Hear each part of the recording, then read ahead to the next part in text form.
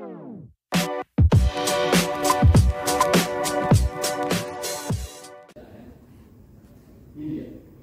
Thank you very much.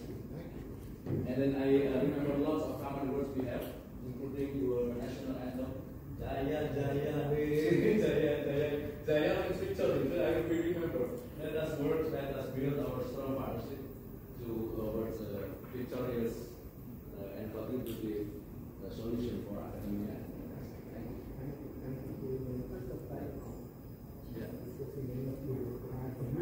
I would like to add 3 points only.